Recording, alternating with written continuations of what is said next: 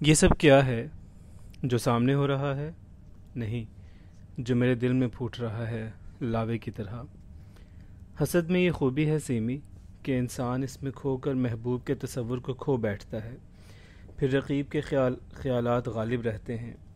یہ خیالات اس قدر غسیلے، زہر آلود اور وہم انگیز ہوتے ہیں کہ محبت کی نازک سوچیں اس گیس بھری فضا میں سانس نہیں لے سکتی۔ ایسے میں انسان محبت کرتا ہے، لیکن بعض گشت سے، اصل آواز سے نہیں۔ اصل محبوب تو کہیں اندر ہی اندر گم ہو جاتا ہے۔ حسد کا محبت سے کیا تعلق؟ وہ احسان مندی سے بولی، تم بڑے ذہین ہو قیوم، سوشیالوجی کی کلاس میں بھی سب تمہاری تعریف کرتے تھے، لیکن پتہ نہیں تمہاری ان باتوں سے میری تسلی کیوں نہیں ہوتی۔ اس کے ماتھے پر چڑھی ہوئی نس پر میں نے انگلی پھیری۔ یہ بتاؤ اب میں کروں تو کیا کروں؟ اس کی آنکھوں میں آنسو آ گئے۔ تمہیں کیا پتہ قیوم، تم میری کتنی بڑی کمزوری بن گئے ہو۔ اگر میں تمہیں نہ ملوں، اگر میں کسی سے آفتاب کی باتیں نہ کر سکوں تو اس کی یادوں کے پریشر تلے میں پھٹ جاؤں۔ سارے شہر میں اس کی باتیں کس سے کروں قیوم؟ بتاؤ نا۔ میں نے کمینگی کے ساتھ کہا، تم مجھے صرف اس لیے ملتی ہو سیمی کہ تم مجھ سے اس کی باتیں کر سکو۔ چور سپاہی کے کھیل میں وہ اچانک پکڑی گئی۔ اور بھی وجہ ہے ایک اور، پر اور کیا وجہ ہے سیمی؟ میں نے امید سے پوچھا۔ میرا خیال تھا کہ اس وقت وہ اعتراف کر لے گی کہ رفتہ رفتہ وہ میری محبت میں مبتلا ہو گئی ہے اور اب وہ آفتاب کا نام بھی لینا نہیں چاہتی، لیکن اس کی بات سن کر میرے اندر پہیا جام سٹرائک ہونے لگی۔ اگر تم نہ ہوتے قیوم، اگر تمہاری ہمدردی، محبت نہ ہوتی تو میں کبھی کی خودکشی کر لیتی۔ تمہاری محبت نے مجھے یہ قدم اٹھانے نہیں دیا۔ جب مجھے پورا یقین ہو جاتا ہے کہ میں کسی قابل نہیں تو یہ تمہاری ہمدردی ہے، تمہاری محبت جو مجھ میں خود اعتمادی بحال کرتی ہے۔ تم سمجھ نہیں سکتے قیوم، میری انا کس حد تک مجروح ہو چکی ہے۔ مجھے اپنی شکل، عقل، عادات، گھرانے، اپنے مکمل وجود سے نفرت ہے۔ مجھ میں اگر کچھ بھی اچھا ہوتا تو کیا آفتاب مجھے چھوڑ کر جا سکتا؟ بتاؤ نا قیوم، بولو، کبھی وہ مجھے چھوڑ سکتا؟ گفتگو کا کرونا میٹر پھر آفتاب کی ٹک ٹک بجانے لگا۔ میں شدید احساس کمتری کا شکار ہوں ان دنوں۔ میں آئینے میں اپنا چہرہ دیکھتی ہوں تو کچھ بھی اچھا نہیں لگتا۔ پھر بتاؤ نا، تم میرے محسن نہیں تو اور کیا ہو؟ تمہاری محبت نے مجھے روک رکھا ہے اس دنیا میں۔ ففتھ ایئر کی سیمی سے یہ لڑکی کتنی مختلف تھی، گفتگو میں، لباس میں، کردار میں۔ صرف محسن؟ میں نے ڈرتے ڈرتے پوچھا۔ اور کیا؟ لا تعلقی سے اس نے منہ پھیر لیا۔ میری آنکھوں میں آنسو آ گئے۔ وہ اگر اوپر دل سے بھی ان کا وجود مان لیتی تو بھی میرے لیے بہت کافی ہوتا۔ قیوم، کیا وہ بھی ایسی باتیں کرتا ہوگا زیبا سے؟ میں اس نام سے اچھی طرح آشنا تھا۔ بارش سے پہلے چلنے والا جھکڑ، بجلی کے کھمبے، چھتنارے درخت، بوسیدہ دیواریں گرانے والی ہائی وولٹیج کی بجلی۔ کیسی باتیں سیمی؟ ویسی باتیں، بیڈ روم ٹون میں آنکھوں میں آنکھیں ڈال کر کرنے نہ کرنے والی سب باتیں۔ کیا تم بے وفا ہو سیمی؟ نہیں، قیامت تک نہیں۔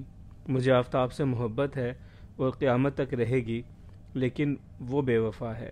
میں نے کہنا چاہا کہ اچھی وفا ہے کہ تم میرے ساتھ ہوتے ہوئے بھی اپنے آپ کو اس کا سمجھ رہی ہو، لیکن کوئی چیز میرے اندر بتا رہی تھی کہ وہ سچی ہے اور درست کہہ رہی ہے۔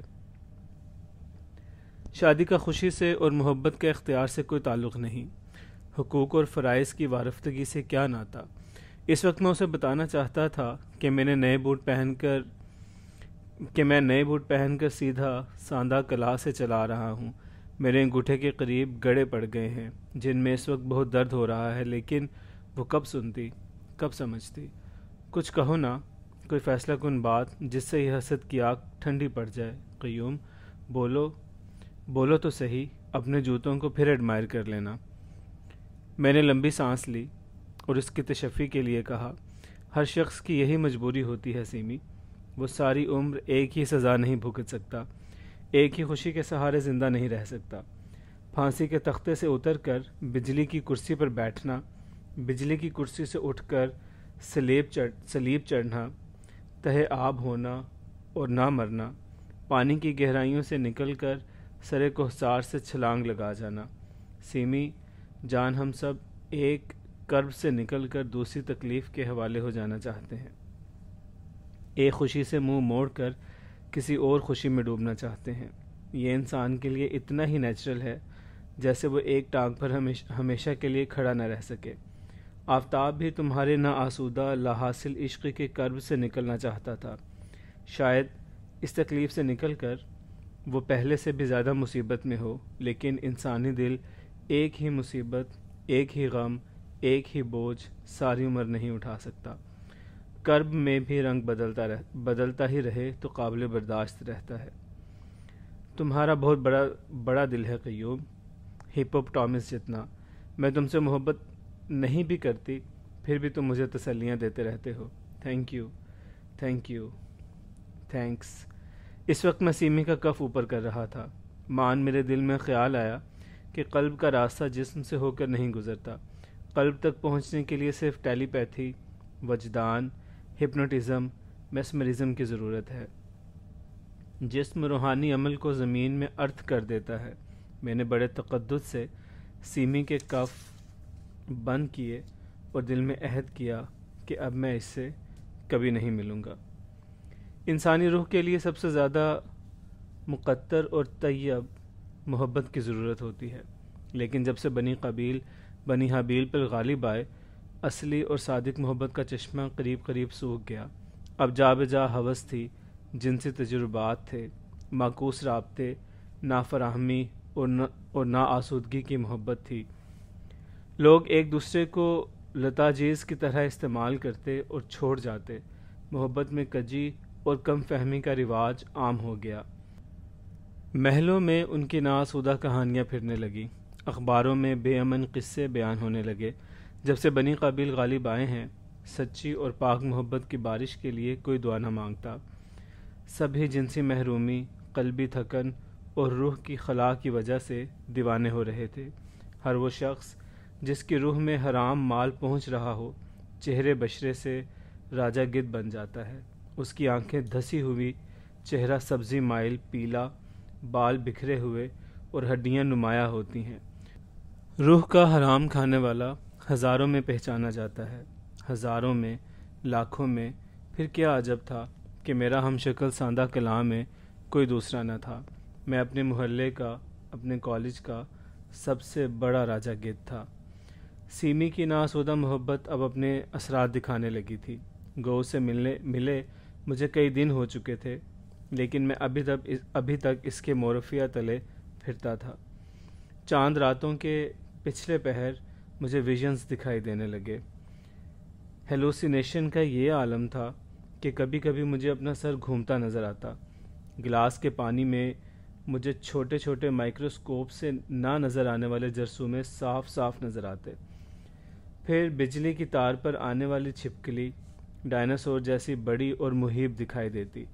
آسمان پر بادلوں کے رنگ آپس میں جڑ کر بڑی بڑی مایہ ناز شاندار عورتوں کی تصویریں بن کر لٹک جاتے، اور اخبار کی اصلی سرخیوں کے اندر اور الفاظ اور ان الفاظ کے اندر اور تصویریں پرنٹڈ نظر آتی۔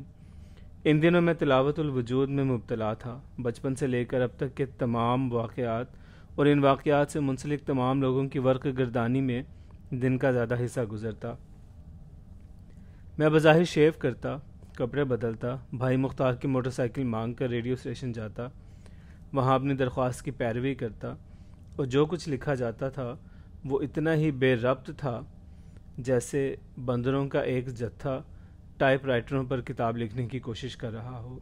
یہ راجہ گدھ کی زندگی ہے، بیرونی کوائف سے کٹی ہوئی، اندرونی ہیجان میں الٹی سراہی کی طرح معلق، ایسی سراہی جس سے قل قل کی آواز تو آتی رہے لیکن ایک بوند پانی بھی کبھی نہ گر سکے۔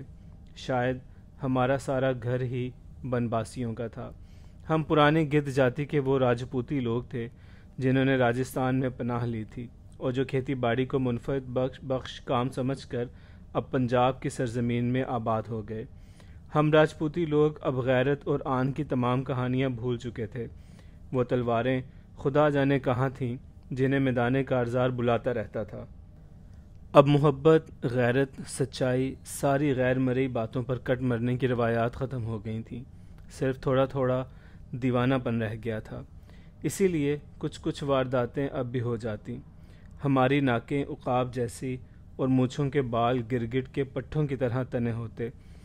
تلوار کی سچی زبان ہمیں بھول چکی تھی، لیکن اس کے باوجود لمبی چوڑی بحث، کٹ حجتی اور بیہودہ گوئی میں ہم نے پناہ نہ لی تھی، بس خواب ہمیں پریشان کرتے تھے۔ ہر دیوانے کی طرح خوابوں میں ہمیں زیادہ حقیقت نظر آتی۔ ماڈرن آدمی پر تہذیب اور تعلیم کا شہری زندگی کا جو بھی بوجھ ہے وہ ہمارے ہم قوم لوگوں پر بھی پڑ رہا تھا۔ ہمارے اندر کی جبلت ہمیں مارنے مرنے پر اکساتی تھی، کھلی ہوا چوڑے میدان کی طرف کھینچتی تھی اور معاشرہ ہمیں تال میل سمجھوتے پر اکساتا تھا۔ اسی لیے ہم بھی کئی صدیوں سے چوراہے پر کھڑے تھے، ایک ایسی اندھی بتی کے نیچے جس کی بجلی فیوز ہو چکی تھی، لیکن ہم اشارے کے منتظر تھے۔ ہمیں پتہ نہیں چلتا تھا کہ چاروں راستوں میں سے کون سا بہتر ہے، ہم کو کس راستے پر چل کر نجات ملے گی۔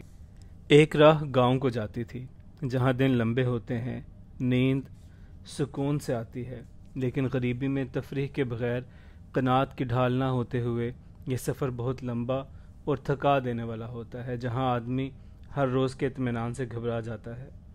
دوسرا راستہ شہر کو جاتا ہے۔ چھوٹے شہر کی سڑکیں بڑے شہروں کو، بڑے شہروں کے ہوائی جہاز اور بڑے شہروں کو اور وہاں سے جانے والے راستے کئی اور ملکوں میں نکلتے ہیں۔ نئے کلچر، نئی تعلیمات، نئے لباس، نئی زبانیں، نئے چہرے، نئی آگاہی۔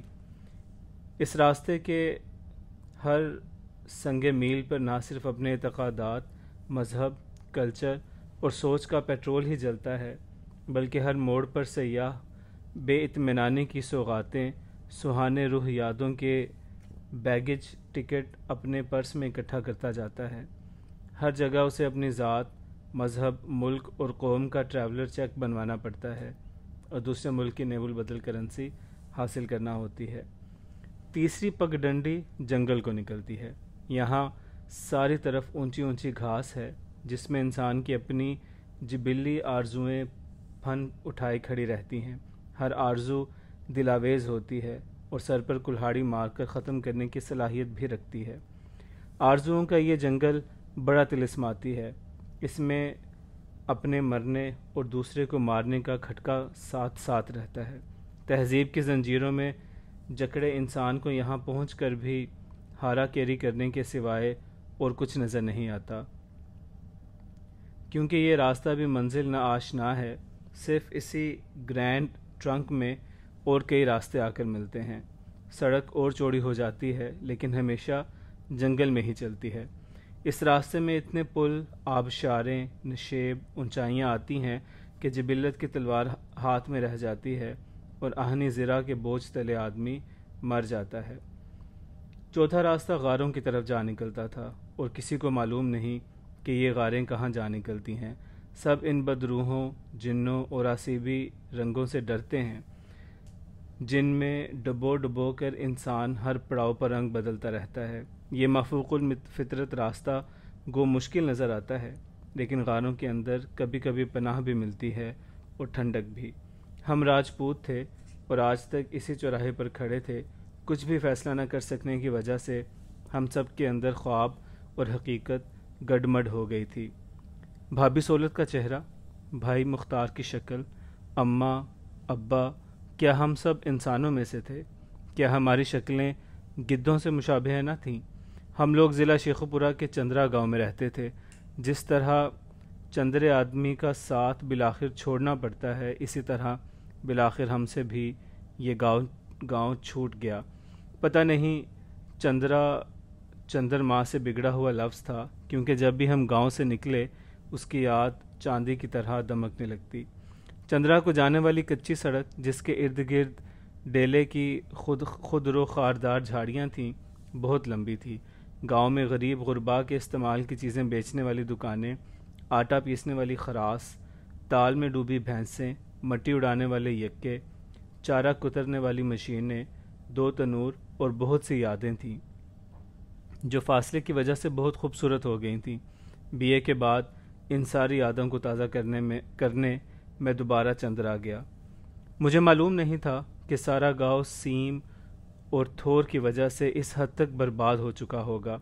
پورے 4 سال گاؤں سے باہر رہنے کی وجہ سے میں ان خبروں کی عینی شہادت نہ رکھتا تھا جو کبھی کبھار ابا کے خطوں میں درج ہوتی تھیں۔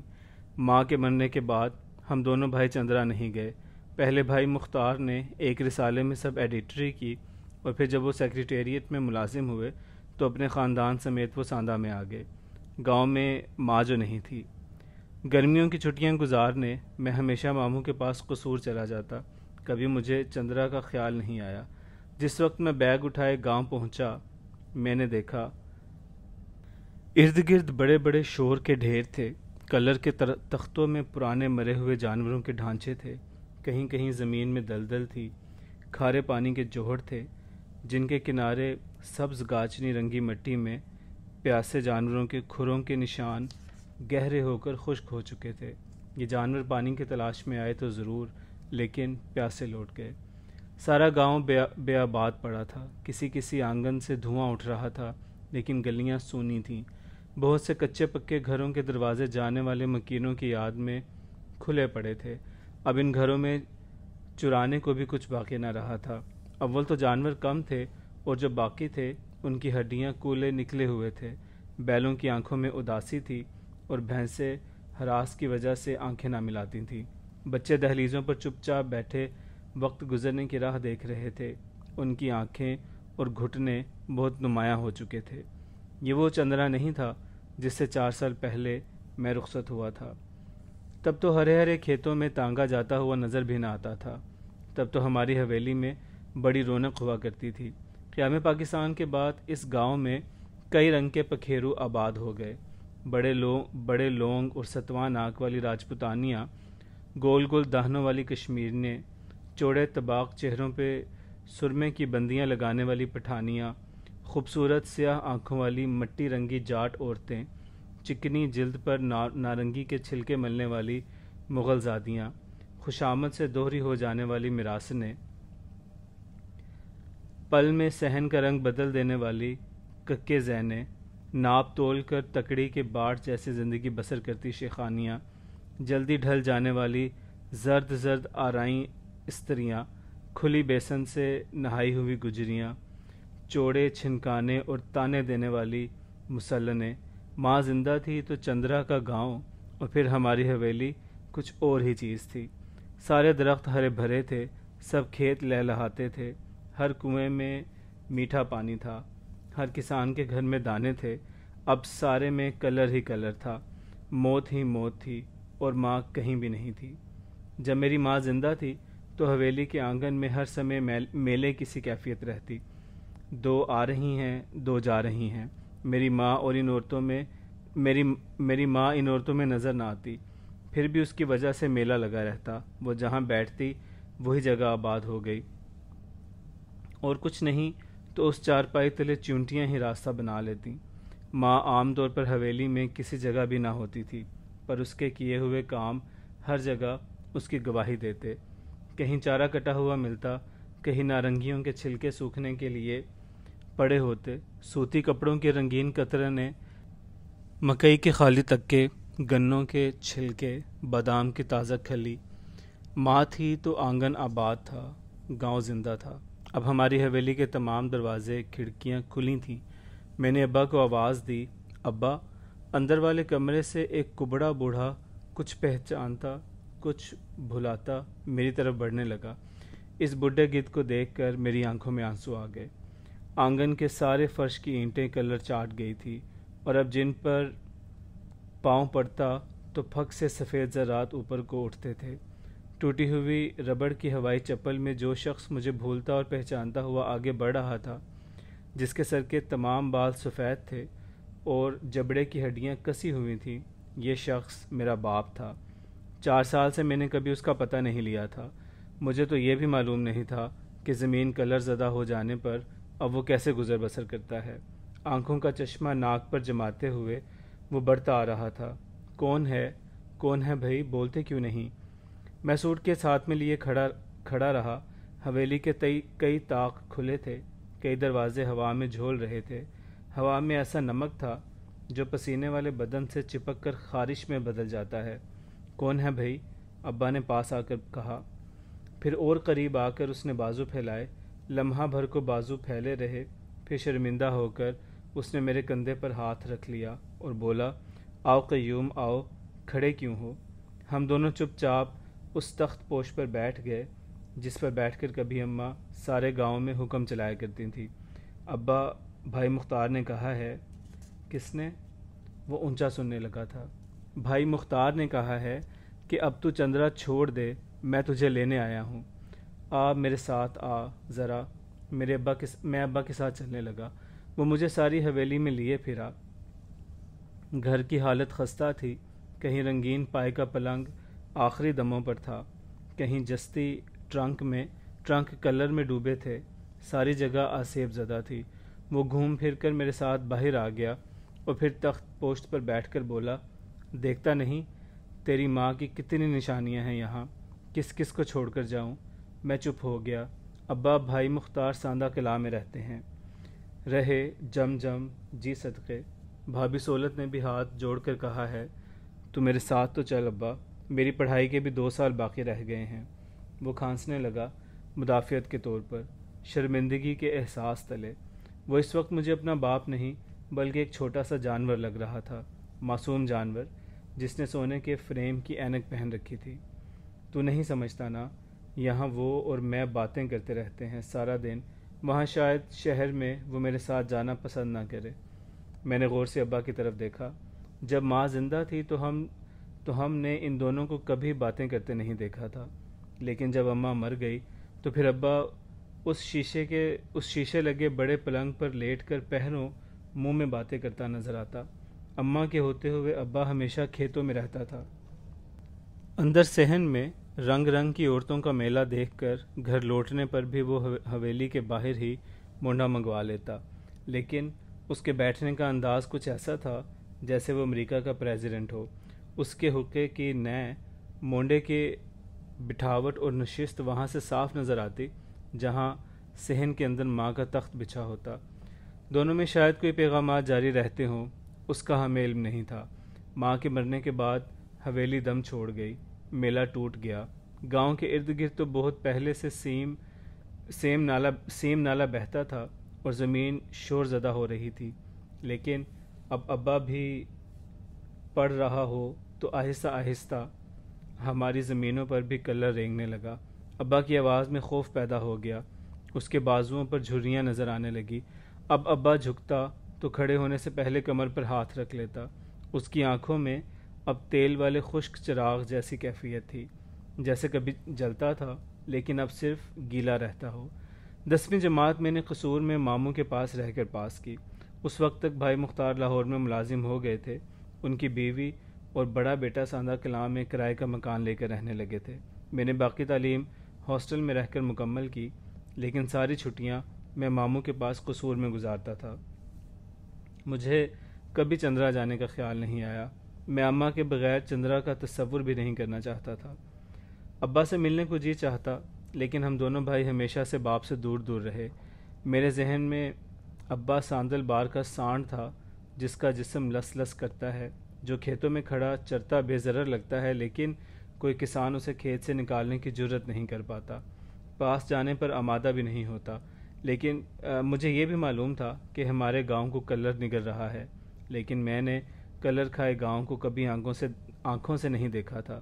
مجھے یہ بھی معلوم نہ تھا کہ ایک کلر ایسا بھی ہوتا ہے جو ساندل بار کے سانڈ کو بھی کھا جاتا ہے۔ دیکھو قیوم، یہ میرا گھر ہے، میرا۔